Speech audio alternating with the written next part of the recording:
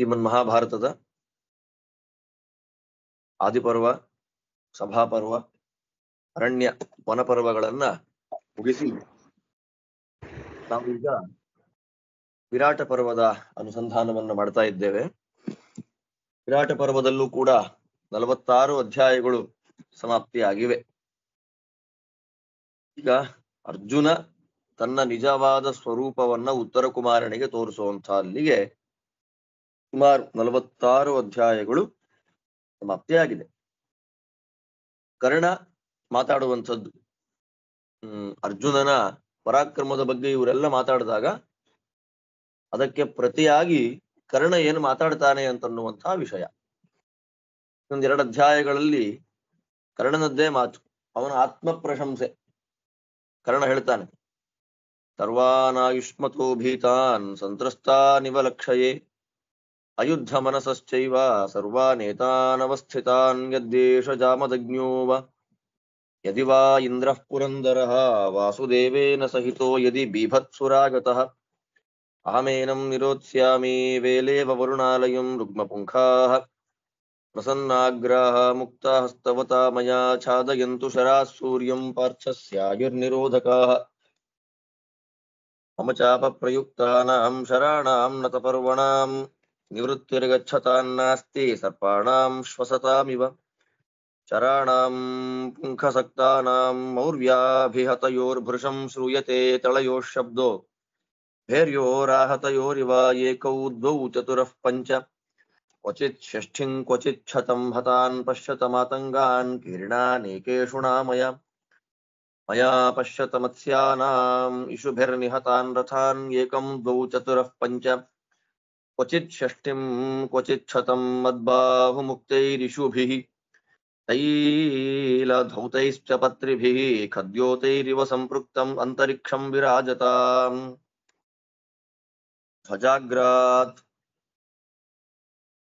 ವಾನರಸ್ತಸ್ಯ ಭಲ್ಲೇನಾಪಹತೋ ಮಯಾ ಅದ್ಯೈವ ಪತತಾಂ ಭೂಮೌ ವಿನಿಂದನ್ ಭೈರವಾನ್ ರವಾನ್ ಶತ್ರೋರ್ಮಯಾಭಿಪನ್ನಾನಾಂ ಭೂತಾನಾಂ ಧ್ವಜವಾಸಿನಾಂ ದಿಶಃ ಪ್ರತಿಷ್ಠಮಾನಾನಾಮಸ್ತು ಶಬ್ದೋ ದಿವಂಗತಃ ಕ್ರುದ್ಧೇನಾಸ್ತ್ರಂ ಮಯಾ ಮುಕ್ತಂ ನಿರ್ದಹೇತ್ ಪೃಥಿವೀಮಿಮಾಂ ಸ್ಥಿತಂ ಸಂಗ್ರಾಮ ಶಿರಸಿ ಪಾರ್ಥಮೇಕಾಕಿನಂಕಿಮೂ ಸಮಾಹಿತಶ್ಚ ಬೀಭತ್ಸುಃ ವರ್ಷಾಣ್ಯಷ್ಟೌ ಚ ಪಂಚ ಚ ಜಾತಸ್ನೇಹಶ್ಚ ಯುದ್ಧಸ್ಯ ಮಯಿ ಸಂದರ್ಶಯಿಷ್ಯತಿ ಆತ್ರೀಭೂತಸ್ತು ಕೌಂತೇಯೋ ಬ್ರಾಹ್ಮಣೋ ಗುಣವಾನಿವ ಶರಮಾಲಾಂ ಪ್ರಗೃಹ್ಣಾತು ಅತ್ರವೃಷ್ಟಾಂ ಸ್ವಧಾಮಿವ ಯೇಷ ಚಾಪಿ ಮಹೇಶ್ವಾಸಸ್ತ್ರಿಷು ಲೋಕೇಷು ವಿಶ್ರುತಃ ಅಹಂಚಾಪಿ ಕುರುಶ್ರೇಷ್ಠಾದರ್ಜುನಾನ್ನವಮಃ ಕ್ವಚಿತ್ ಮಮ ಹಸ್ತ ಪ್ರಮುಕ್ತಾನಾಂ ಶರಾಣಾನ್ನತ ಪರ್ವಣಾಂ ತುಮುಲ ಶ್ರೂಯತೆ ಶಬ್ದಃ ಷಟ್ಪದಾಂ ಗಾಯತಾಮಿವ ಇತಶ್ಚೇತಶ್ಚ ಮುಕ್ತಾನಾಂ ಶರಾಣಾನ್ನತ ಪರ್ವಣಾಮಂತರಾ ಸಂಪತದ್ಭಿಸ್ತು ಗೃಧ್ರಪಕ್ಷೈಃ ಶಿತೈಃ ಶರೈಃ ಅದ್ಯ ಮತ್ಕಾರ್ಮುಕೋತ್ಸೃಷ್ಟಾಃ ಶರಾಃ ಪಾರ್ಥಸ್ಯ ಮರ್ಮಗಾಃ ಶರೀರಮತಿ ಸರ್ಪಂತು ವಲ್ಮೀಕಮಿವ ಪನ್ನಗಾಃ. ಕರ್ಣ ಹೇಳ್ತಾ ಇದ್ದಾನೆ, ಅವನಿಗೆ ಅಹಂಕಾರದಿಂದ ಕರ್ಣನ ಬಾಯಲ್ಲಿ ಬರ್ತಾ ಇರುವಂತಹ ಮಾತುಗಳು, ಪೂರ್ಣ ಅಹಂಕಾರ ಅವನಿಗೆ. ಅರ್ಜುನನ ಪ್ರಭಾವದಿಂದ ಎಲ್ಲ ಹೆದರ್ಕೊಂಡ್ಬಿಟ್ಟಿದ್ದಾರೆ. ದೊಡ್ಡವರು, ದ್ರೋಣರು, ಕೃಪಾಚಾರ್ಯರು ಇವರೆಲ್ಲ ಅರ್ಜುನನ ಮಹತ್ವದ ಬಗ್ಗೆ ತಿಳಿಸ್ಕೊಟ್ಟಾಗ ಕರ್ಣ ಹೇಳ್ದ, ವಿದ್ಯಾವಂತರು ಸಭೆಗೆ ಶೋಭೆ, ಯುದ್ಧಕ್ಕಲ್ಲ. ವಿದ್ಯಾವಂತರು ಯಾವತ್ತೂ ಸಭೆನಲ್ಲಿ ಕೂತಿರ್ಬೇಕು. ಅವರೆಲ್ಲ ಸಭೆಯಲ್ಲಿ ಪ್ರವಚನ ಮಾಡ್ಕೊಂಡು ಆರಾಮಾಗಿರ್ಬೋದಷ್ಟೇ, ಯುದ್ಧದಲ್ಲಿ ಬಂದು ಮಾತಾಡುವಂಥದ್ದಲ್ಲ ಅಂತ ಹೇಳಿ ಅವನು ಮಾತಾಡ್ತಾ ಇದ್ದಾನೆ. ಏನ್ ನೀವೆಲ್ಲ ಹೆದರ್ಕೊಂಡ್ಬಿಟ್ಟಿದ್ದೀರಿ, ಸಂತ್ರಸ್ತರಾಗಿದ್ದೀರಿ, ತುಂಬಾ ಹೆದರಿದ್ದೀರಿ, ಸಂತ್ರಸ್ತರಾಗಿದ್ದೀರಿ. ಸಂತ್ರಸ್ತ ಅಂದ್ರೆ ಏನ್ ಮಾಡ್ಬೇಕು ಅಂತ ಗೊತ್ತಿಲ್ಲದೆ ಇದ್ದಿರೋ ಸ್ಥಿತಿ. ಯುದ್ಧ ಮಾಡ್ಲಿಕ್ಕೆ ನಿಮ್ಗೆ ಯಾರಿಗೂ ಮನಸ್ಸಿಲ್ಲ. ನಾನ್ ನೋಡ್ತಾ ಇದ್ದೀನಿ ನಿಮ್ನೆಲ್ಲ. ಈಗ ಬರ್ತಾ ಇರ್ತಕ್ಕಂಥವನು ಜಮದಗ್ನಿಗಳ ಮನೆಯಲ್ಲಿ ಅವತಾರ ಮಾಡಿದ ಪರಶುರಾಮ ದೇವರೇ ಇರ್ಲಿ, ಇಂದ್ರನೇ ಇರ್ಲಿ, ಅಥವಾ ಕೃಷ್ಣನ ಜೊತೆಯಲ್ಲಿ ಬರುವಂತಹ ಅರ್ಜುನನೇ ಇರ್ಲಿ, ನಾನು ಅವನನ್ನು ತಡೆದು ಬಿಡ್ತೇನೆ. ಹೇಗೆ ಸಮುದ್ರ ಎಷ್ಟು ದೊಡ್ಡ ಶಕ್ತಿ, ಎಷ್ಟು ದೊಡ್ಡ ವ್ಯಾಪ್ತಿಯಿಂದ ಸಮುದ್ರ ಇದ್ರೂ ಕೂಡ ಅದರ ಅಲೆ ಸಮುದ್ರ ತೀರವನ್ನ ಮೀರಿ ಬರೋದಿಲ್ಲ. ಹಾಗೆ ನಾನು ಅವನನ್ನ ತಡೆದು ಬಿಡ್ತೇನೆ. ನಾನು ಬಿಡುವ ಬಾಣಗಳು ಸೂರ್ಯನನ್ನೇ ಮುಚ್ಚಿಬಿಡುತ್ತೆ. ಆ ಎಂಥ ಬಾಣಗಳು ಗೊತ್ತಾ? ಅರ್ಜುನನ ಆಯುಸ್ಸನ್ನ ನಾಶ ಮಾಡುವಂತಹ ಬಾಣಗಳು.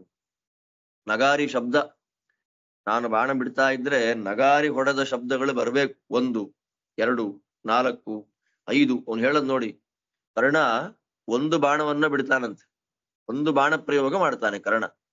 ಒಂದೇ ಒಂದು ಬಾಣ ಬಿಟ್ಟದ್ದಕ್ಕೆ 1, 2, 4, 5, ಕೆಲವು ಸಲ 60 ಆನೆಗಳು, ಕೆಲವು ಸಲ 100 ಆನೆಗಳು ಸತ್ತು ಹೋಗುತ್ತಂತೆ ಒಂದೇ ಒಂದು ಬಾಣಕ್ಕೆ. ಸಾಮರ್ಥ್ಯ ನಿಜವಾಗ್ಲೂ ಇದೆ, ನನ್ನ ಮಾಡಿ ತೋರಿಸ್ಬೇಕಷ್ಟೇ, ಆಡಿ ತೋರಿಸೋದಲ್ಲ. ಸಾಮರ್ಥ್ಯವನ್ನ ಯಾವತ್ತಿಗೂ ಕೆಲಸ ಮಾಡೋದ್ರಿಂದ ತೋರಿಸ್ಬೇಕು, ಮಾತಾಡಿ ತೋರಿಸುವಂಥದ್ದಲ್ಲ. ಅದರಂತೆ ಇಲ್ಲಿ ಕರ್ಣ ಅವ ತಿಳಿಸ್ಕೊಡ್ತಾ ಇದ್ದಾನೆ, ನಾನು ಬಿಡುವಂತಹ ಒಂದು ಬಾಣ 1ರಿಂದ 100 ಆನೆಗಳ ತನಕ ಯುದ್ಧ ಭೂಮಿಯಲ್ಲಿ ಹೊಡೆದಾಕಿ ಬಿಡುತ್ತೆ. ಅದರಿಂದ ಕೆಲವು ಸಲ ನಾನು ಬಿಡುವಂತಹ ಒಂದು ಬಾಣ ಅಥವಾ ಹಲವಾರು ಬಾಣಗಳಿಂದ ಮತ್ಸ್ಯ ದೇಶದ ಸೈನಿಕರ 100 ರಥಗಳು ಸಂಪೂರ್ಣವಾಗಿ ನಾಶವಾಗಿಬಿಡುತ್ತೆ. ಮತ್ತೆ ಮತ್ತೆ ನಾನು ಬಾಣವನ್ನ ಪ್ರಯೋಗ ಮಾಡ್ತಾ ಇರ್ತೇನೆ. ನೋಡಿ, ಎಣ್ಣೆಯಲ್ಲಿ ಅದ್ದಿ ಚೆನ್ನಾಗಿ ಶಾರ್ಪ್ ಮಾಡಿದಂತಹ ಬಾಣಗಳನ್ನ ನಾನು ಬಿಡ್ತಾ ಇದ್ರೆ ಖದ್ಯೋತಗಳು, ಬೆಳಕಿನ ಹುಳ ಆಕಾಶದಲ್ಲಿ ರಾತ್ರಿ ಹೊತ್ತು ಸಂಚಾರ ಮಾಡುವಂತೆ ಹೇಗಿರುತ್ತೆ ಹಾಗೆ ನನ್ನ ಬಾಣಗಳು ಅಷ್ಟು ವೇಗವಾಗಿ ಎಲ್ಲ ಕಡೆ ಸಂಚಾರವನ್ನ ಮಾಡ್ತಾ ಇರ್ತದೆ. ಕಪಿಧ್ವಜ ಅಂತ ಹೇಳಿದ್ರಲ್ಲ, ಅರ್ಜುನನ ಧ್ವಜದಲ್ಲಿ ಕಪಿ ಇದ್ದಾನೆ, ಹನುಮಂತ ದೇವರಿದ್ದಾರೆ ಅಂತ ಅವನು ಹೇಳ್ತಾನೆ. ಭಲ್ಲ ಅಂತ ಒಂದು ಆಯುಧ, ಆ ಭಲ್ಲ ಎನ್ನುವಂತಹ ಆಯುಧವನ್ನ ನಾನೇನಾದ್ರೂ ಹೊಡೆದು ಬಿಟ್ರೆ ಆ ಧ್ವಜದಲ್ಲಿ ಕೂತಿರುವಂತಹ ಕಪಿ ಜೋರಾಗಿ ಶಬ್ದ ಮಾಡ್ತಾ ಭೂಮಿಯಲ್ಲಿ ಬಿದ್ದು ಸತ್ತೇ ಹೋಗುತ್ತೆ. ನೋಡಿ, ಹನುಮಂತ ದೇವರ ಬಗ್ಗೆ ಅವನು ಎಷ್ಟು ಲಘುವಾಗಿ ಚಿಕ್ಕದಾಗಿ ಮಾತಾಡ್ಬಿಡ್ತಾನೆ. ನಾನು ಭಲ್ಲಾಯುಧವನ್ನ ಬಿಸಾಡಿ ಬಿಟ್ರೆ ಅಲ್ಲಿ ಇರುವಂತಹ, ಎಲ್ಲಿ ಅರ್ಜುನನ ರಥದ ಧ್ವಜದಲ್ಲಿ ಇರುವಂತಹ ಕಪಿ ಶಬ್ದ ಮಾಡ್ತಾ ಬಿದ್ದು ಸತ್ತೇ ಹೋಗ್ಬೇಕು. ಅದೇ ಧ್ವಜದಲ್ಲಿ ನಾನಾ ಭೂತಗಣಗಳು ವಾಸ ಮಾಡ್ತಾ ಇದೆ ಅಲ್ಲ. ನಾನು ಬಿಡುವ ಅಸ್ತ್ರಗಳಿಗೆ ಸಿಕ್ಕಾಕೊಂಡ ಅವೆಲ್ಲ ಧ್ವಜವನ್ನ ಬಿಟ್ಟು ಆಕಾಶಕ್ಕೆ ಓಡಿ ಹೋಗ್ಬೇಕು ಶಬ್ದವನ್ನ ಮಾಡ್ತಾ. ನಾನೇನಾದ್ರೂ ಸಿಟ್ಟು ಮಾಡಿಕೊಂಡು ಬಾಣ ಪ್ರಯೋಗ ಮಾಡಿಬಿಟ್ರೆ ಭೂಮಿನೇ ಸುಟ್ಟು ಹೋಗುತ್ತೆ. ಇನ್ನು ಅರ್ಜುನ ಯಾವ ಲೆಕ್ಕ? ಏಕಾಕಿನಂ ಕಿಮು, ಒಬ್ಬನೇ ಅರ್ಜುನ, ಅವನ ಜೊತೆಯಲ್ಲಿ ಲಕ್ಷಾಂತರ ಜನ ಸೈನಿಕರಿಲ್ಲ, ಒಬ್ಬನೇ ಒಬ್ಬ ಅರ್ಜುನ ಸಾಯೋದಿಲ್ವಾ? 13 ವರ್ಷ ಸುಮ್ಮನೆ ಇದ್ದ ಅರ್ಜುನ, ಈಗ ಸಡನ್ ಆಗಿ ಯುದ್ಧ ಮಾಡಬೇಕು ಅಂತ ಹೊರಟ್ರೆ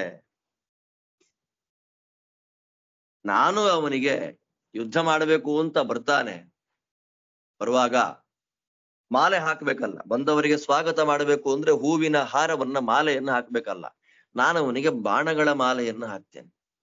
ಹ್ಯಾಗ್ ಗೊತ್ತಾ?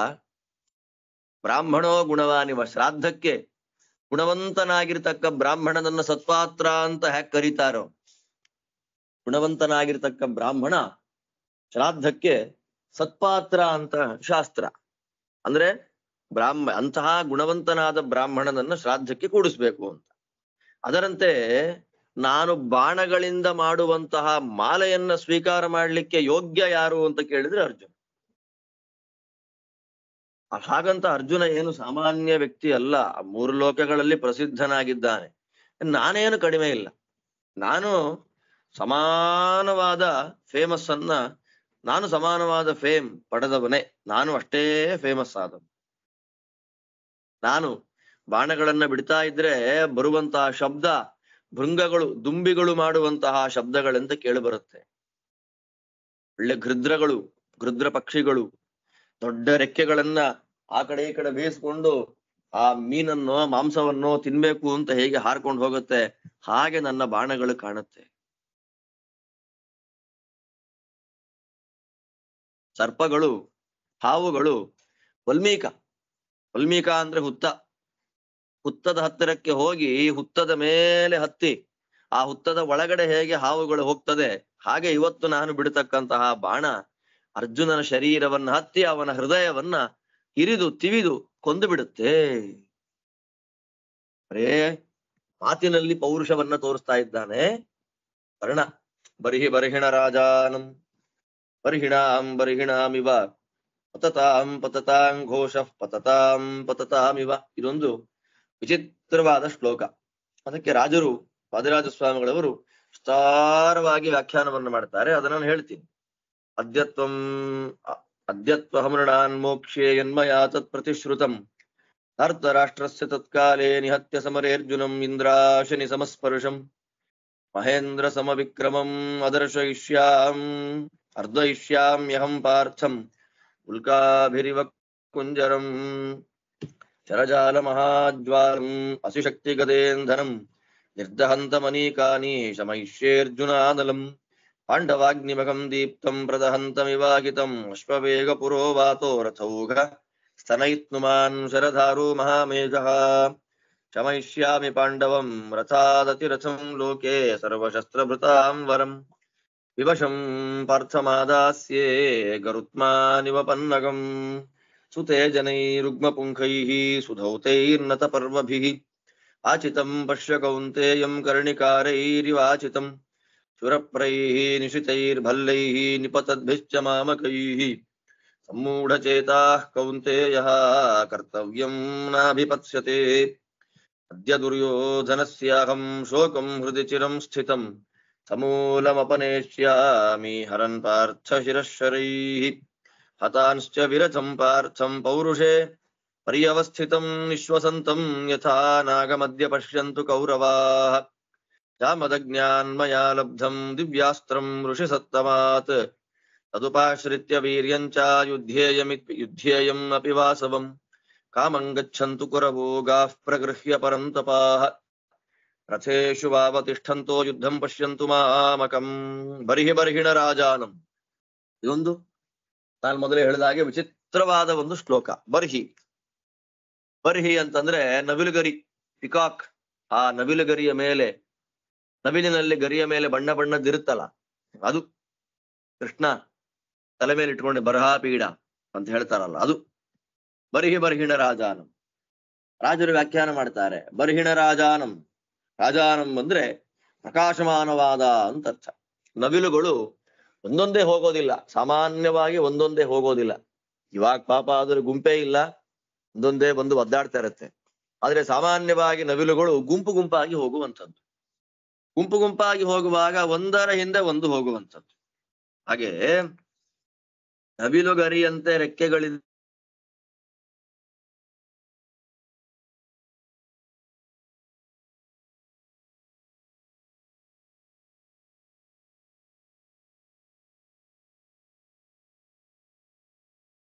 ನಾನು ಬಾಣಗಳನ್ನ ಬಿಡ್ತೇನೆ ಅಂತಂದ್ರೆ, ಬಾಣ ಹೇಗಿದೆ ಅಂದ್ರೆ ನವಿಲುಗರಿ ಅಂತ ಇದೆ ಬಾಣಗಳು. ಆ ನವಿಲುಗರಿಯಂತೆ ಬಣ್ಣ ಬಣ್ಣದಿಂದ ಕೂಡಿದಂತಹ ಆ ಬಾಣಗಳನ್ನ ನಾನು ಬಿಡ್ತಾ ಇದ್ರೆ ಆಕಾಶದಲ್ಲಿ ಒಂದನ್ನ ಫಾಲೋ ಮಾಡ್ತಾ ಒಂದು ಹೋಗ್ತಾ ಇದ್ರೆ ಆ ನವಿಲುಗಳು ಮಾಡುವ ಶಬ್ದ, ಸಾಯಂಕಾಲ ಗದ್ದೆಗಳಲ್ಲಿ ತೋಟಗಳಲ್ಲಿ ನವಿಲೇನ್ ಶಬ್ದ ಮಾಡತ್ತೆ, ಆ ಶಬ್ದಗಳನ್ನು ನೀವೆಲ್ಲ ಕೇಳ್ರಿ. ಸರ್ವೈಶ್ರೂಯತಾಮಿತಿ ಭಾವ, ಪುಂಖಾನುಪುಂಖವಾಗಿ ನಾನು ಪ್ರಯೋಗ ಮಾಡುವ ನವಿಲು ಗರಿಗಳಂತೆ ಒಂದು ನವಿಲನ್ನ ಫಾಲೋ ಮಾಡಿಕೊಂಡು ಮತ್ತೊಂದು ನವಿಲು ಹೋಗುವಂತೆ ಆ ಶಬ್ದವನ್ನ ನೀವೆಲ್ಲ ಕೇಳ್ರಿ. ದುರ್ಯೋಧನನಿಗೆ ನಾನೊಂದು ಮಾತು ಕೊಟ್ಟಿದ್ದೆ, ಯುದ್ಧದಲ್ಲಿ ಅರ್ಜುನನನ್ನ ಕೊಲ್ತೇನೆ. ಆ ಋಣ ನನಗಿವತ್ತಿದೆ. ಯುದ್ಧದಲ್ಲಿ ಅರ್ಜುನನನ್ನ ಕೊಲ್ಬೇಕಾಗಿರ್ತಕ್ಕ ಋಣ ನನಗಿದೆ. ಆ ಋಣವನ್ನ ನಾನಿವತ್ತು ಕಳ್ಕೊಳ್ತೇನೆ. ನಾನು ದುರ್ಯೋಧನನಿಗೆ ಏನು ಪ್ರತಿಜ್ಞೆ ಮಾಡಿದ್ದೆ, ಯುದ್ಧದಲ್ಲಿ ಅರ್ಜುನನನ್ನ ಕೊಂದು ನಿನ್ನ ಉಪಕಾರವನ್ನು ನಾನು ತೀರಿಸ್ತೇನೆ ಅಂತ, ಆ ಋಣ ಮುಕ್ತನಾಗ್ತೇನೆ ನಾನಿವತ್ತು. ಇವನು ಹೇಳೋ ಮಾತು ಅದ್ಯತ್ವಭಂ ಋಣಾನ್ ಮೋಕ್ಷೇ, ಋಣಮುಕ್ತನಾಗ್ತೇನೆ ನಾನು. ಅರ್ಜುನನಿಗೆ ನಾನು ತುಂಬಾ ಹಿಂಸೆಯನ್ನ ಕೊಡ್ತೇನೆ. ಖಡ್ಗ, ಶಕ್ತಿ, ಗದೆಗಳು, ಶತ್ರು ಸೈನ್ಯವನ್ನ ಸಂಹಾರ ಮಾಡಲಿಕ್ಕೆ ಅರ್ಜುನನಿಗೆ ಶಕ್ತಿ ಇದೆಯಲ್ಲ, ಅದು ಅರ್ಜುನ ಅನ್ನುವ ಒಂದು ಅಗ್ನಿ ಅಂತೆ. ಅರ್ಜುನ ಅಗ್ನಿ ಅಂತೆ. ಅರ್ಜುನ ಅನಲಂ ಅಂತ. ಅರ್ಜುನ ಎನ್ನುವ ಬೆಂಕಿಯನ್ನ ನಾನು ಬಾಣಗಳ ಮಳೆಯಿಂದ ನಾಶ ಮಾಡಿ ಬಿಡ್ತೇನೆ. ಪಾಂಡವಾಗ್ನಿ ಮಹಂ ದೀಪ್ತಂ. ಅರ್ಜುನ ಎನ್ನುವಂತಹ ಬೆಂಕಿಯನ್ನ ನಾನೇನ್ ಮಾಡ್ತೇನೆ, ನಾನು ಬಾಣಗಳ ಮಳೆಯಿಂದ ಮುಚ್ಚಿ ಬಿಡ್ತೇನೆ, ಹಾರಿಸಿ ಬಿಡ್ತೇನೆ. ಹೇಗಿದೆ? ಮಳೆ ಬರ್ಬೇಕು ಅಂದ್ರೆ ಗಾಳಿ ಬರ್ಬೇಕು ಮೊದಲು. ರಥದ ಕುದುರೆಗಳಿದೆಯಲ್ಲ, ಆ ರಥದ ಕುದುರೆಗಳೇ ಮಳೆ ಬರೋ ಮೊದಲಿನ ಗಾಳಿ, ರಥಗಳ ಶಬ್ದ ಅದು ಗುಡುಗು, ಬಾಣಗಳು ಗುಂಪೆ ಅದು ವರ್ಷಧಾರೆ ನೀರು. ಇದಕ್ಕೆ ಸಿಕ್ಕ ಅರ್ಜುನನೆಂಬ ಬೆಂಕಿ ಆರು ಹೋಗಲೇಬೇಕಲ್ಲ. ಎಲ್ಲ ಅಸ್ತ್ರಶಸ್ತ್ರಗಳನ್ನ ತಿಳಿದ ಶಸ್ತ್ರಾರ್ಥವೇತ್ತನಾದ ರಥಿಕರಲ್ಲೇ ಅತ್ಯಂತ ಶ್ರೇಷ್ಠ ರಥದಿಂದ ಕೂಡಿದ ಅರ್ಜುನನನ್ನ ನಾನಿವತ್ತು ನುಂಗು ಬಿಡ್ತೇನೆ. ನುಂಗೋದು ಹೇಗೆ? ಅವನು ಹೇಳೋ ಮಾತು ನೋಡಿ, ಸರ್ಪವನ್ನ ಗರುಡ ಹೇಗೆ ನುಂಗ್ಬಿಡುತ್ತೋ ಹಾಗೆ ನುಂಗ್ಬಿಡ್ತೇನೆ ಅಂತ. ಚಿತ್ರವಾದದ್ದು, ನಾನಾ ಪ್ರಕಾರವಾದ ಆಯುಧಗಳಿಂದ ಅರ್ಜುನನ ತಲೆ ತೆಗೆದು ಬಿಡ್ತೇನೆ. ಅರ್ಜುನನ್ ತಲೆ ತೆಗೆದು ತುಂಬಾ ಕಾಲದಿಂದ ಇವನ ಮನಸ್ಸಿನಲ್ಲಿ ಏನೋ ವಿಚಿತ್ರವಾದ ಒಂದು ನೋವಿದೆ. ಯಾರ ಮನಸ್ಸಿನಲ್ಲಿ? ದುರ್ಯೋಧನ. ಅಯ್ಯೋ ಏನ್ ಮಾಡ್ಲಿ, ಅರ್ಜುನನ್ ನನಗೇನು ಮಾಡ್ಲಿಕ್ಕೆ ಆಗ್ತಿಲ್ವಲ್ಲ ಎನ್ನುವಂತ ನೋವು ದುರ್ಯೋಧನನ ಮನಸ್ಸಿನಲ್ಲಿದೆ. ಆ ನೋವನ್ನು ನಾನಿವತ್ತು ನಾಶ ಮಾಡಿಬಿಡ್ತೇನೆ. ಅರ್ಜುನ ಸಾಯೋದನ್ನ ಇವತ್ತು ಕೌರವರು ನೋಡ್ಲಿ. ನನಗೆ ಪರಶುರಾಮ ದೇವರು ಕೊಟ್ಟ ಅಸ್ತ್ರಗಳಿವೆ. ಈ ಅಸ್ತ್ರವನ್ನ ಇಟ್ಕೊಂಡು ನಾನು ಇಂದ್ರನ ಜೊತೆ ಬೇಕಾದ್ರೂ ಯುದ್ಧ ಮಾಡ್ತೇನೆ. ಕುರುಗಳಿಗೆ ಇಲ್ಲಿರ್ಲಿಕ್ಕಾದ್ರೆ ಇರ್ಲಿ, ಅಥವಾ ಗೋವುಗಳನ್ನ ತಗೊಂಡು ಎಲ್ಲಿ ಹೋಗ್ಬೇಕು ಅನ್ನೋ ಆಸೆ ಬರುತ್ತೋ ಕುರು ಹಸ್ತಿನಾವತಿಗೋ ಎಲ್ಲ ಹೋಗ್ಬಿಡ್ಲಿ, ಅಥವಾ ನಾನು ಯುದ್ಧ ಮಾಡೋದನ್ನ ರಥದಲ್ಲಿ ಕೂತ್ಕೊಂಡು ನೋಡ್ಲಿ. ಹೆದರಿಕೊಳ್ಳುವ ಅವಶ್ಯಕತೆ ಒಂದು ಸ್ವಲ್ಪವೂ ಇಲ್ಲ. ಅರ್ಜುನನಿಗೆ ನಾವ್ಯಾಕೆ ಹೆದರಬೇಕು? ಹೆದರಿಕೊಳ್ಳುವಷ್ಟು ಮಹಾ ಸಾಮರ್ಥ್ಯಶಾಲಿ ಅರ್ಜುನ ಅಲ್ಲ ಅಂತ ಹೇಳಿದ್ದಕ್ಕೆ ಕರ್ಣ 31 ಶ್ಲೋಕಗಳಲ್ಲಿ ತನ್ನ ಆತ್ಮ ಪ್ರಶಂಸೆಯನ್ನು ಮಾಡಿಕೊಂಡ. ನಾನು ಹಾಗೆ, ನಾನು ಹೀಗೆ ಅಂತ ಆತ್ಮ ಪ್ರಶಂಸೆ ಮಾಡಿಕೊಂಡ. ಅವನು ಮಾತನ್ನ ಕೇಳಿ ಕೃಪಾಚಾರ್ಯರು ಅವನು ಹೇಳ್ತಾರೆ, ತಸ್ಯ ತದ್ವಚನಂ ಶ್ರುತ್ವ ನೀತಿಶಾಸ್ತ್ರ ವಿಶಾರದ ಆಚಾರ್ಯ ಕುರು ವೀರಾಣಾಂ ಕೃಪಶಾರದ್ವತೋಬ್ರವೀತ್ ತದೈವ ತವ ರಾಧೇಯ ಯುದ್ಧೇ ಕ್ರೂರತರಾಮತಿ ನಾರ್ಥಾನಾಂ ಪ್ರಕೃತಿಂ ವೇತ್ಸಿ ಅನುಬಂಧಮವೇಕ್ಷಸೇ ನಯಾ ಹಿ ಭಗವಸ್ಸಂತಿ ಶಾಸ್ತ್ರಾಣ್ಯಾಶ್ರಿತ್ಯ ಚಿಂತಿತಾಃ ತೇಷಾಂ ಯುದ್ಧಂ ಸುಪಾಪಿಷ್ಠಂ ವೇದಯಂತಿ ಪುರಾವಿದಃ ದೇಶಕಾಲೇನ ಸಂಯುಕ್ತಂ ಯುದ್ಧಂ ವಿಜಯದಂ ಭವೇತ್ ಹೀನಕಾಲಂ ತದೇವೇಹ ಅನರ್ಥಾಯೋಪಕಲ್ಪತೆ ದೇಶಕಾಲೇನ ವಿಕ್ರಾಂತಂ ಕಲ್ಯಾಣಾಯ ವಿಧೀಯತೆ ಆನುಕೂಲ್ಯೇನ ಕಾರ್ಯಾಣಾಮುತ್ತರಂತು ವಿಧೀಯತೆ ಭಾರಂ ಹಿ ರಥಕಾರಸ್ಯ ನ ವ್ಯವಸ್ಯಂತಿ ಪಂಡಿತಾಃ ಪರೇ ಪರಿಚಿಂತ್ಯತು ಪಾರ್ಥೇನ ಸನ್ನಿಪಾತೋ ನನಃ ಕ್ಷಮಃ ಏಕೋ ಹಿ ಶತ್ರುನ್ ಸಮರೇ ಸಮರ್ಥಃ ಪ್ರತಿಭಾಸಿತುಂ ಏಕಃ ಕುರುನಭ್ಯಗಮತ್ ಏಕಶ್ಚಾಗ್ನಿಮದರ್ಪಯತ್ ಏಕಶ್ಚ ಪಂಚವರ್ಷಾಣಿ ಬ್ರಹ್ಮಚರ್ಯಮಧಾರಯತ್ ಏಕಃ ಸುಭದ್ರಾಮಾರೋಪ್ಯ ದ್ವೈರಥೇ ಕೃಷ್ಣಮಾಹ್ವಯತ್ ಸೈಂಧವಂ ವನವಾಸೇತು ಜಿತ್ವಾ ಕೃಷ್ಣಾಮನಾಥಯತ್ ಅಥಾನಯತ್ ಏಕಶ್ಚ ಪಂಚವರ್ಷಾಣಿ ಚಕ್ರಾದಸ್ತ್ರಾಣ್ಯಶಿಕ್ಷಯನ್ ಏಕಃ ಸಂಯಮಿನೀನ್ ಜಿತ್ವಾ ಕುರುಣಾಮಕರೋದ್ಯಶಃ ಏಕೋ ಗಂಧರ್ವರಾಜಾನಂ ಚಿತ್ರಸೇನಮರಿಂದಮಃ ವಿಜಿಗ್ಯೇ ತರಸಾ ಸಂಖ್ಯೇ ಸೇನಾಂಜಾಸ್ಯ ಸುದುರ್ಜಯಾಂ ಪಾಂಚಾಲೀಂ ಶ್ರೀಮತೀಂ ಪ್ರಾಪ್ತ ಛತ್ರಂ ಜಿತ್ವಾ ಸ್ವಯಂವರೇ ಆದಾಯ ಗತವಾನ್ ಪಾರ್ಥೋ ಭವಾನ್ ಕೊನುಗತಸ್ತದಾ ತಥಾ ನಿವಾತ ಕವಚಾಃ ಕಾಲಕೇಯಾಶ್ಚ ದಾನವಾಃ ದೈವತೈರಪ್ಯವಧ್ಯಾಸ್ತೆ ಏಕೇನ ಯುಧಿಪಾತಿತಾಃ ಏಕಃ ಕಿರಾತರೂಪೇಣ ಸ್ಥಿತಂ ರುದ್ರಮಯೋಧಯನ್ ಏಕೇನ ಹಿ ತ್ವಯಾ ಕರ್ಣಕಿನ್ನಾಮೇಹ ಕೃತಂ ಪುರಾ ಏಕೈಕೈನ ಯಥಾ ತೇಷಾಂ ಭೂಮಿಪಾಲಾವಶೇ ಕೃತಾಃ ಇಂದ್ರೋಪಿ ಹಿ ನ ಪಾರ್ಥೇನ ಸಂಯುಗೇ ಯೋದ್ಧುಮರ್ಹತಿ ಯಸ್ತೇನಾಶಂಸತೆ ಯೋದ್ಧುಂ ಕರ್ತವ್ಯಂ ತಸ್ಯ ಭೈಷಜಂ ಆಶೀವಿಷಸ್ಯ ಕ್ರುದ್ಧಸ್ಯ ಪಾಣಿಮುದ್ಯಮ್ಯ ದಕ್ಷಿಣಂ ಅವಮೃಜ್ಯ ಪ್ರದೇಶಿನ್ಯಾ ದಂಷ್ಟ್ರಾಮಾದಾತುಮಿಚ್ಛಸಿ ಅಥವಾ ಕುಂಜರಂ ಮತ್ತಂ ಏಕಮೇಕಚರಂ ವನೆ ಅನಂಕುಶಂ ಸಮಾರುಹ್ಯ ನಗರಂ ಯಾತುಮಿಚ್ಛಸಿ ಸಮಿದ್ಧಂ ಪಾವಕಂಚಾಪಿ ಧೃತಮೇಧೋ ವಸಾಹುತಂ ಕೃತಾಕ್ತಾಶ್ಚೀರವಾಸಾಂಸ್ತ್ವಂ ಮಧ್ಯೆ ನೋತ್ತರ್ತುಮಿಚ್ಛಸಿ ಆತ್ಮಾನಂ ಯಃ ಸಮಾಬಧ್ಯ ಕಂಠೇ ಬದ್ಧ್ವಾ ತಥಾ ಶಿಲಾಂ ಸಮುದ್ರಂ ಪ್ರತರಂದೋರ್ಭ್ಯಾಂ ತತ್ರ ಕಿಂ ಕರ್ಣಪೌರುಷಂ ಅಕೃತಾಸ್ತ್ರಂ ವೈ ಫಲವಂತಂ ಸುದುರ್ಬಲಃ ತಾದೃಶಂ ಕರ್ಣಯಃ ಪಾರ್ಥಂ ಯೋದ್ಧುಮಿಚ್ಛೇತ್ ಸ ದುರ್ಮತಿಃ. ನೀತಿಶಾಸ್ತ್ರ ವಿಶಾರದ ಅಂತ ಹೇಳ್ತಾನೆ. ಅಂದ್ರೆ ಯಾವಾಗ ಏನ್ ಮಾಡ್ಬೇಕು ಅಂತ, ಎಲ್ಲಾ ಕಾಲದಲ್ಲೂ ತಲೆಗೆ ತೋಚಿದ್ದೆಲ್ಲ ಮಾಡಬಾರದು ಅಂತ ಶಾಸ್ತ್ರ. ಅದಕ್ಕೆ ಮಹಾಭಾರತ ಎಲ್ಲ ಯುದ್ಧದ ಕಥೆಗಳಾದ್ರೂ ಕೂಡ ನಮ್ಮ ಜೀವನದಲ್ಲಿ ಚಿಂತನೆ ಮಾಡಲಿಕ್ಕೆ ಬೇಕಾದಂತಹ, ಅನುಸರಣೆ ಮಾಡಲಿಕ್ಕೆ ಯೋಗ್ಯವಾದಂತಹ ಸಂದೇಶಗಳನ್ನು ಕೊಡುತ್ತೆ. ಕರ್ಣನ ಅಹಂಕಾರಯುಕ್ತವಾದ ಮಾತುಗಳನ್ನು ಕೇಳ್ತಾರೆ. ಯಾರು? ಕೃಪಾಚಾರ್ಯರು. ಆ ಕೃಪಾಚಾರ್ಯರಾದ್ರು ಯಾರು ಅಂತಂದ್ರೆ ನೀತಿಶಾಸ್ತ್ರದಲ್ಲಿ ಅತ್ಯಂತ ವಿಶಾರದರಾದವರು. ಅಂದ್ರೆ ನೀತಿಶಾಸ್ತ್ರ ಅಂದ್ರೆ ಯಾವಾಗ ಏನ್ ಮಾಡ್ಬೇಕು ಅಂತ ಅವ್ರು ಹೇಳ್ತಾರೆ. ಏನಪ್ಪಾ ಕರ್ಣ, ರಾಧೇಯ, ಯುದ್ಧ ಮಾಡೋದು ನೀನ್ 24 ಗಂಟೆ ಯುದ್ಧ ಅಂತಾನೆ ಹೇಳ್ತಾ ಇರ್ತೀಯ. ಪದಾರ್ಥಗಳ ಸ್ವಭಾವ ನಿನಗ್ ಗೊತ್ತಿಲ್ಲ. ಯುದ್ಧ ಯಾವಾಗ ಮಾಡಿದ್ರೆ ಸರಿ, ಯಾವಾಗ ಮಾಡಿದ್ರೆ ತಪ್ಪು, ದೇಶಕಾಲಗಳ ಜ್ಞಾನ ನಿನಗಿಲ್ಲ. ಶಾಸ್ತ್ರಗಳಲ್ಲಿ ಅಥವಾ ಶಾಸ್ತ್ರಗಳನ್ನ ಅನುಸರಣೆ ಮಾಡಿಕೊಂಡು ಬೇಕಾದಷ್ಟು ಚಿಂತನೆಗಳನ್ನ ಹಿರಿಯರು ಮಾಡಿದ್ದಾರೆ. ಅರ್ಥಾತ್ 4 ಸಾಮ, ದಾನ, ಭೇದ ಮತ್ತು ದಂಡ ಅಂತ 4 ಬೇಕಾದಷ್ಟಿದೆ. ಸಾಮನೀತಿ, ಭೇದ ನೀತಿ, ದಾನ ನೀತಿ ಇದೆಲ್ಲ ಇದೆ. ಯಾವತ್ತು ಯುದ್ಧ ಅಂತ ಅನ್ನೋದು ಕೊನೆಯದ್ದು ಅಂದ್ರೆ ಅತ್ಯಂತ ಸುಪಾಪಿಷ್ಠಂ ಪುರಾವಿಧ, ಹಳಬರಾದಂತಹ ಜ್ಞಾನಿಗಳು ಯುದ್ಧವನ್ನ ಪಾಪಿಷ್ಠವಾದದ್ದು ಅಂತ ಹೇಳ್ತಾರೆ. ಬೇಡ ಅಂತ. ಯಾವಾಗ ಯುದ್ಧ ಮಾಡಿದ್ರು ನಾವೇ ಗೆದ್ದು ಬಿಡ್ತೇವೆ ಅಂತ ನಿಯಮ ಇಲ್ಲ. ಯುದ್ಧಕ್ಕೆ ಯೋಗ್ಯವಾದಂತಹ ದೇಶಕಾಲಗಳಿರ್ಬೇಕು. ಅಯೋಗ್ಯವಾದಂತಹ ದೇಶಕಾಲಗಳಲ್ಲಿ ಯುದ್ಧ ಮಾಡಿಬಿಟ್ರೆ ಅನರ್ಥ ಆಗ್ಬಿಡತ್ತೆ.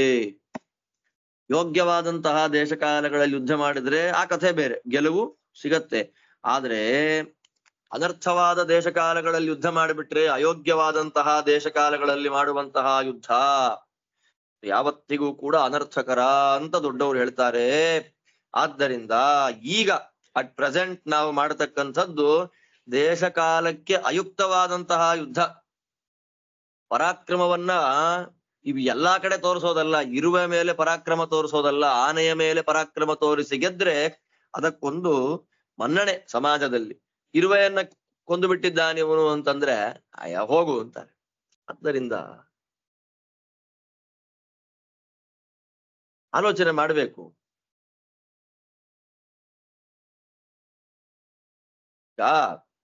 ಯಾವ ಕೆಲಸ ಯಾರು ಮಾಡ್ಬೇಕು, ಅವ್ರಿಗೆ ವಿದ್ವಾಂಸರಾದವರಿಗೆ ಈ ಮಡಿಕೆಗೆ ಎಷ್ಟು ಮಣ್ಣು ಹಾಕ್ಬೇಕು ಅಂತ ಏನ್ ಗೊತ್ತಿರುತ್ತೆ.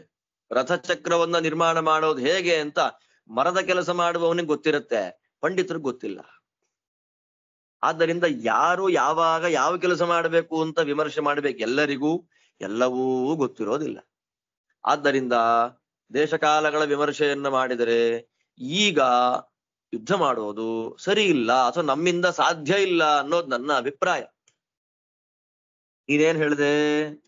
ಅರ್ಜುನ ಒಬ್ಬನೇ ಇದ್ದಾನೆ, ಅವನ್ ಏನ್ ಮಾಡ್ತಾನೆ ಅಂತ ನೀನ್ ಹೇಳ್ದೆ.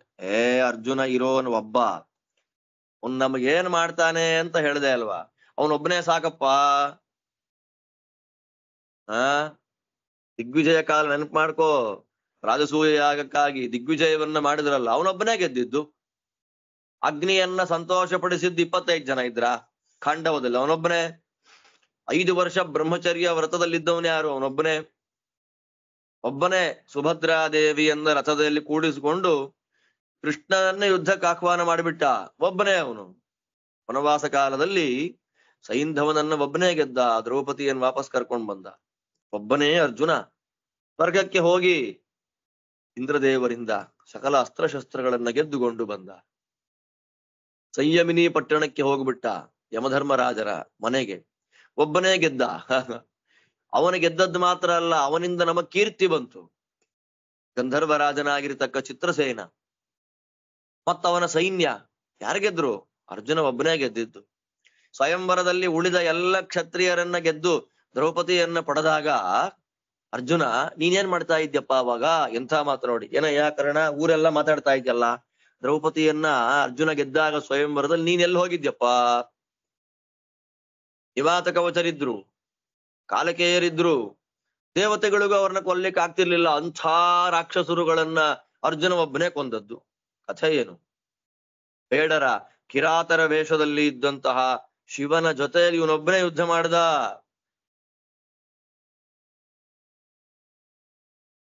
ಸರಿ, ಒಬ್ಬೊಬ್ಬ ರಾಜರನ್ನ ಇವನೊಬ್ಬನೇ ಗೆದ್ದ ಉತ್ತರ ದಿಕ್ಕಿನಲ್ಲಿ, ಸಮಗ್ರ ಉತ್ತರ ದಿಗ್ವಿಜಯವನ್ನ ಮಾಡಿದ. ನೀನೇನ್ ಮಾಡಿದ್ಯಪ್ಪ? ಅರ್ಜುನ, ಒಬ್ಬನೇ ಮಾಡಿದ ಕೆಲಸದ ಲಿಸ್ಟ್ ನಾನು ಕೊಟ್ಟಿದ್ದೇನೆ, ನೀನು ಒಬ್ಬನೇ ಏನ್ ಮಾಡಿದ್ದಿ ಅಂತ ಹೇಳಿದ್ರೆ ಯುದ್ಧ ಮಾಡ್ಲಿಕ್ಕೆ ತೀರ್ಮಾನ ಮಾಡೋಣ. ಇಂದ್ರನಿಗೂ ಸಹ ಇವನ್ ಜೊತೆ ಯುದ್ಧ ಮಾಡ್ಲಿಕ್ಕೆ ಆಗೋದಿಲ್ಲ. ಅರ್ಜುನನ ಜೊತೆಯಲ್ಲಿ ಯುದ್ಧ ಮಾಡ್ಬೇಕು ಅಂತ ಅಂದ್ಕೊಂಡವ್ರಿಗೆ ಔಷಧಿ ಕೊಡಬೇಕು, ಟ್ರೀಟ್ಮೆಂಟ್ ಮಾಡಿಸ್ಬೇಕು ಅಂತ ನೋಡ್ರಿ. ಕರ್ತವ್ಯ ಅಂತಸ್ಯ ಭೈಷಜಂ. ಯಾರು ಅರ್ಜುನನ ಜೊತೆಯಲ್ಲಿ ಯುದ್ಧ ಮಾಡ್ಬೇಕು ಅಂತ ಅಂದ್ಕೊಳ್ತಾರೋ ಅವ್ರಿಗೆ ಔಷಧಿ ಕೊಡಿಸ್ಬೇಕು. ಅಂದ್ರೆ ಹುಚ್ಚಿಡ್ದು ಹೋಗಿದೆ, ಹುಚ್ಚಿಗೆ ಮದ್ದನ್ನ ಕೊಡಿಸ್ಬೇಕು ಅಂತ ತಾತ್ಪರ್ಯ. ಏನ್ ಮಾತಾಡ್ತಾ ಇಲ್ಲಿ? ಸಿಟ್ಟಿದೆ, ವಿಷದಿಂದ ಕೂಡಿದೆ. ಆ ಸರ್ಪದ ತಲೆಯನ್ನು ಯಾರಾದ್ರೂ ಮುಟ್ಲಿಕ್ಕೆ ಹೋಗ್ತಾರಾ?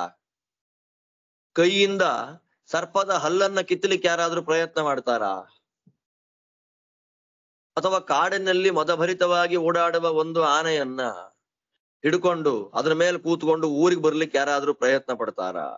ಹಳ್ಳೆ ತುಪ್ಪ, ಮಾಂಸ ಇತ್ಯಾದಿಗಳಿಂದ ಸಮಿದ್ಧವಾದ ಅಗ್ನಿ ಉರಿತಾ ಇದೆ. ಅದರಲ್ಲಿ ನಾನ್ ನಾರುಮಡಿಯನ್ನ ಉಟ್ಟುಕೊಂಡು, ಚೆನ್ನಾಗಿ ಹೇಳ್ತಾನೆ ನೋಡ್ರಿ, ಹೇಳಿ ಚೀರವಾಸ, ನಾರು ಬಟ್ಟೆಯನ್ನ ನಾರುಮಡಿ ಅಂತಂದ್ರೆ ಬೇಗ ಇನ್ಫ್ಲೇಮಬಲ್, ಬೆಂಕಿ ಹತ್ಕೊಂಡ್ಬಿಡುತ್ತೆ ಬೇಗ. ಅದನ್ನ ಉಟ್ಟುಕೊಂಡು ಅಗ್ನಿಯ ಮಧ್ಯೆ ನಡ್ಕೊಂಡು ಹೋಗ್ಬೇಕು ಅಂತ ಯಾರಾದ್ರೂ ಪ್ರಯತ್ನ ಪಡ್ತಾರ? ಸಮುದ್ರ ದಾಟಬೇಕು ಅಂತ ಆಸೆ. ಸಮುದ್ರ ಹೇಗೆ ದಾಟೋದು ಅಂದ್ರೆ ಕುತ್ತಿಗೆಗೆ ಕಲ್ಲು ಕಟ್ಕೊಂಡ್ಬಿಡೋದಂತೆ. ಕುತ್ತಿಗೆ ಕಲ್ಲು ಕಟ್ಕೊಂಡು ಎರಡು ಕೈಯಲ್ಲಿ ಈಜಿಕೊಂಡು ಸಮುದ್ರ ದಾಟೋದು. ಯಾರಿಗಾದ್ರೂ ಆಗುತ್ತಾ? ಕರ್ಣ, ನಿನ್ನ ಯೋಗ್ಯತೆ ಏನಿದೆ ಅಂತ ಅನ್ನೋದನ್ನ ಮೊದಲು ನೀನು ನೋಡಿಕೋಪ್ಪ. ಯಾವ ಅರ್ಜುನನ ಜೊತೆಯಲ್ಲಿ ಯುದ್ಧ ಮಾಡಬೇಕು ಅಂತ ನೀನು ಅಪೇಕ್ಷೆ ಪಡ್ತಾ ಇದ್ಯೋ ಅವನಿಗೆ ಅಸ್ತ್ರಗಳಲ್ಲಿ ವಿಶೇಷವಾದ ಜ್ಞಾನ ಇತ್ತು.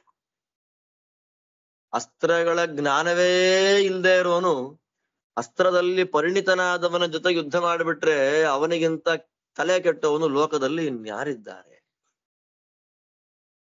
ಬೇಡ ಬೇಡ. ಅಸ್ಮಾಭಿರೇವ ನಿಕೃತೋ ವರ್ಷಾಣಿ ತ್ರಯೋದಶ ಸಿಂಹ ಪಾಶಾದ್ ವಿಮುಕ್ತೋ ವಾ ನಶೇಷಂ ಕರ್ತುಮರ್ಹತಿ ಏಕಾಂತೆ ಪಾರ್ಥನಾಸೀನಂ ಕೂಪೇಗ್ನಿಮಿವ ಸಂವೃತಂ ಅಜ್ಞಾನಾದಭ್ಯವಸ್ಕಂದ್ಯ ಪ್ರಾಪ್ತಾಸ್ಮೋ ಭಯಮುತ್ತಮಂ ಸೃಷ್ಟಂ ತೂಲರಾಶೌ ತು ಏಕೋಗ್ನಿಂ ಶಮಯೇತ್ ಕಥಂ ಸಹ ಯುಧ್ಯಾಮಹೇ ಪಾರ್ಥಮಾಗತಂ ಯುದ್ಧ ದುರ್ಮದಂ ಯತ್ತಸೇನಾಃ ಪರಾಕ್ರಾಂತಾಃ ವ್ಯೂಢಾನೀಕಾಃ ಪ್ರಕಾರಿಣಃ ಯುದ್ಧಾಯಾವಸ್ಥಿತಂ ಪಾರ್ಥಂ ಆಗತಂ ಪಾಕಶಾಸನಿಂ ಯತ್ತಾಃ ಸರ್ವೇ ರಥಶ್ರೇಷ್ಠಂ ಪರಿವಾರ್ಗ್ಯ ಸಮಂತತಃ ಷಡ್ರಥಾಃ ಪರಿಕೀರ್ಯಂತಾಂ ವಜ್ರಪಾಣಿಮಿವಾಸುರಾಃ ದ್ರೋಣೋ ದುರ್ಯೋಧನೋ ಭೀಷ್ಮೋ ಭವಾನ್ ದ್ರೋಣಿಸ್ತಥಾ ವಯಂ ಸರ್ವೇ ಯುಧ್ಯಾಮಹೇ ಪಾರ್ಥಂ ಕರ್ಣಮಾಸಾಗ ಸಂಕೃತಾಃ ನಹ್ಯ ಸಂವ್ಯೂಹ್ಯ ಸಮರೇ ಪಾರ್ಥಂ ಜಯಿಷ್ಯಾಮಹೇ ವಯಂ ಯುದ್ಧೇ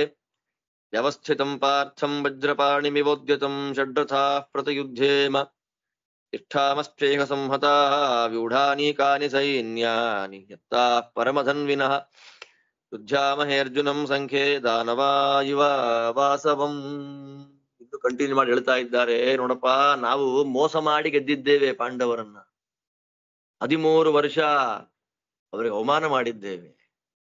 ಕಟ್ಟಿ ಹಾಕಿದ ಸಿಂಹ ಆ ತನ್ನ ಬಂಧನದಿಂದ ಬಿಡಿಸ್ಕೊಂಡು ಬಂದ್ರೆ ಹೇಗಿರುತ್ತೆ? ಯಾರನ್ನಾದ್ರೂ ಉಳಿಸುತ್ತಾ? ಹಾಗಿದ್ದಾನೆ ಅರ್ಜುನ. ಈಗ ಬಾವಿಯಲ್ಲಿ ಯಾರಿಗೂ ಕಾಣದೇ ಇರುವಂತ ಇದ್ದ ಅರ್ಜುನ.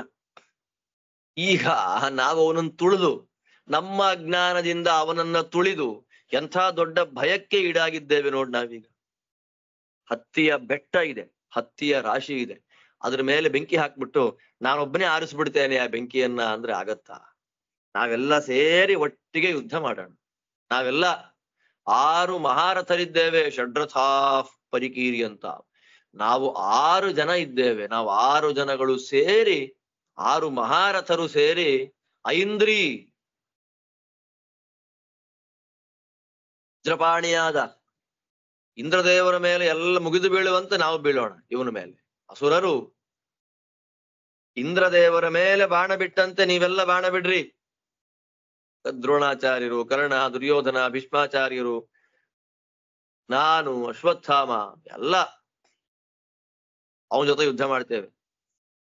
ಸೈನ್ಯವನ್ನ ಪ್ಲಾನ್ ಮಾಡದೆ ಅರ್ಜುನನ್ ಜೊತೆಯಲ್ಲಿ ಯುದ್ಧ ಮಾಡ್ಲಿಕ್ಕೆ ಆಗೋದಿಲ್ಲ. ಸುಮ್ನೆ ಏನೇನೋ ಆಟ ಆಡ್ಬೇಡ. ನೀನೊಬ್ಬನೇ ಟ್ರೈ ಮಾಡ್ತೀರಿ, ರಥದ ಮೇಲೆ ಕೂತ್ಕೊಂಡು ನೋಡ್ತೀರಿ ನೀವೆಲ್ಲ, ಬಿಲ್ಡಪ್ಗಳೆಲ್ಲ ಇಟ್ಕೋಬೇಡ. ಇಲ್ಲಿ ಯುದ್ಧ ಮಾಡ್ಬೇಕು ಅಂತ ಹೊರಟಿರತಕ್ಕ ಅರ್ಜುನನನ್ನ ಮೆಟ್ಟಿ ನಿಲ್ಲಿಕ್ಕೆ ಯಾರಿಗೂ ಸಾಧ್ಯ ಇಲ್ಲ. ನಾವೆಲ್ಲ ಸೇರಿ ಪ್ರಯತ್ನ ಮಾಡೋಣ. ದ್ರೋಣಾಚಾರ್ಯರು, ದುರ್ಯೋಧನ, ಭೀಷ್ಮ, ಕರ್ಣ, ಅಂದ್ರೆ ನೀನು, ನಾನು, ಅಶ್ವತ್ಥಾಮ 6 ಜನ ಸೇರಿ ಪ್ರಯತ್ನ ಮಾಡೋಣ. ಪ್ರಯತ್ನ ಪಟ್ರೆ ಆಗದೆ ಇರತಕ್ಕಂಥದ್ದು ಯಾವುದೂ ಇಲ್ಲ. ಆದ್ದರಿಂದ ಮಹಾಪ್ರಯತ್ನ ಪಟ್ಟಾದ್ರೂ ನಾವು ಈ ವ್ಯವಸ್ಥೆಯನ್ನ ಮಾಡ್ಲೇಬೇಕು. ಒಬ್ಬೊಬ್ಬನಿಗೆ ಯುದ್ಧ ಮಾಡಿ ಅವನನ್ನ ಗೆಲ್ಲುವ ಸಾಮರ್ಥ್ಯ ಖಂಡಿತವಾಗಲೂ ಇಲ್ಲ.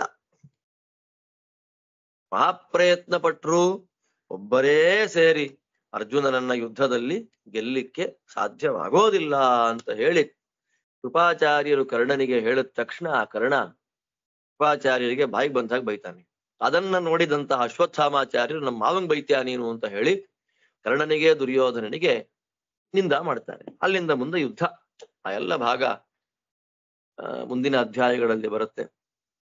ಆ ಎಲ್ಲ ಭಾಗವನ್ನು ಕೂಡ ಮತ್ತೆ ನಾಳೆ ಅನುಸಂಧಾನ ಮಾಡೋಣ ಅಂತ ಹೇಳ್ತಾ, ಇತಿ ಶ್ರೀಮನ್ ಮಹಾಭಾರತೆ ಶತಸಹಸ್ರಿಕಾಯಾಂ ಸಂಹಿತಾಯಾಂ ವೈಯಾಸಿಕ್ಯಾಂ ವಿರಾಟ ಪರ್ವಣಿ 48 ಗೋಗ್ರಹಣ ಪರ್ವಣಿ 19 ಇಲ್ಲಿಗೆ ಶ್ರೀಮದ್ ವೇದವ್ಯಾಸ ವಿರಚಿತ ಲಕ್ಷಶ್ಲೋಕಾತ್ಮಕ ಶ್ರೀಮನ್ ಮಹಾಭಾರತ ಸಂಹಿತಾದಲ್ಲಿ ವಿರಾಟ ಪರ್ವದಲ್ಲಿ 48ನೇ ಅಧ್ಯಾಯ, ಹಾಗೆ ತದವಾಂತರ ಪರ್ವಭೂತವಾದಂತಹ ಗೋಗ್ರಹಣ ಪರ್ವದಲ್ಲಿ 21ನೇ ಅಧ್ಯಾಯ ಮುಗಿತಾ ಇದೆ. ಜೊತೆಯಲ್ಲಿ ಇವತ್ತಿನ ಪಾಠವೂ ಮುಗಿಯುತ್ತೆ. ಮತ್ತೆ ನಾಳೆ ಕಂಟಿನ್ಯೂ ಮಾಡೋಣ. ಈಗ 4:15 ಕೃಷ್ಣದೇವರ ಸನ್ನಿಧಾನದಲ್ಲಿ ವಿಷ್ಣು ಪುರಾಣ ಉಪನ್ಯಾಸ ಇದೆ. ಯಾರಿಗೆ ಶ್ರವಣ ಮಾಡಬೇಕು ಅನ್ನೋ ಆಸೆ ಇದೆಯೋ ಅವರೆಲ್ಲರೂ ಕೂಡ ಶ್ರವಣ ಮಾಡಬಹುದು ಅಂತ ಹೇಳ್ತಾ, ಎಲ್ಲರಿಗೂ ಭಗವಂತ ಒಳ್ಳೇದು ಮಾಡ್ಲಿ. ಶ್ರೀಕೃಷ್ಣ ಅರ್ಪಣ.